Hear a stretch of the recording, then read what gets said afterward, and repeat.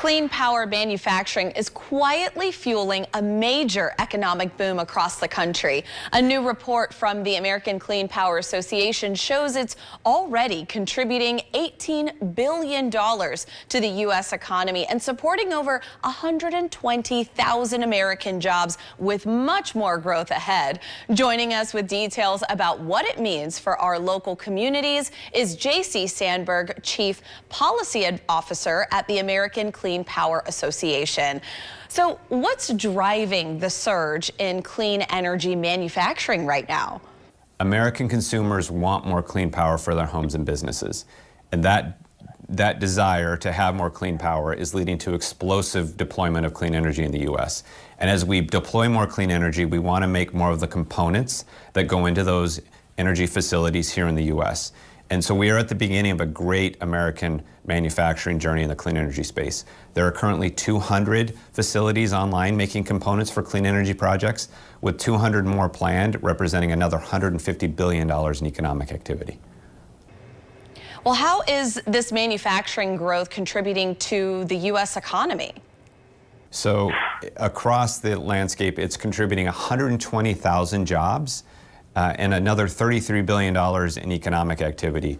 And as this is just the beginning of the story, there's much more to come as we continue to realize the full potential of this industry. How is this boom impacting local communities like ours, and what kinds of jobs are being created right now? So this is creating steady, good-paying jobs in the communities where we're manufacturing these components and growing these facilities.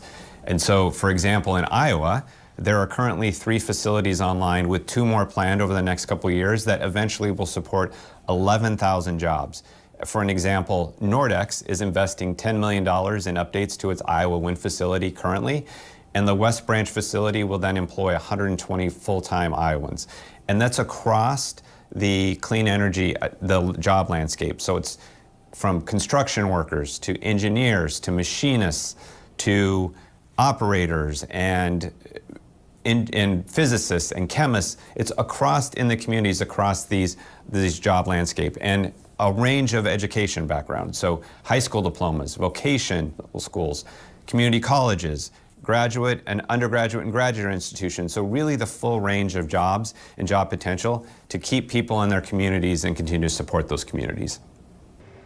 And what are the biggest challenges in the road ahead, and how do we overcome them? So the industry has the technology and the capital and the workforce to continue this manufacturing journey. By the end of 2030, if we keep on our current trajectory, we could have 575,000 manufacturing jobs in this country. But what we need is our continued partnership from policymakers and partners in Washington, D.C. to continue the policies that have enabled this journey so far, and it will continue to make it go forward. Now, before we go, where can someone go for more information? To find out anything you want to know about clean power, go to cleanpower.org. Thank you, JC. For more info on JC Sandberg and the American Clean Power Association's mission, head to cleanpower.org.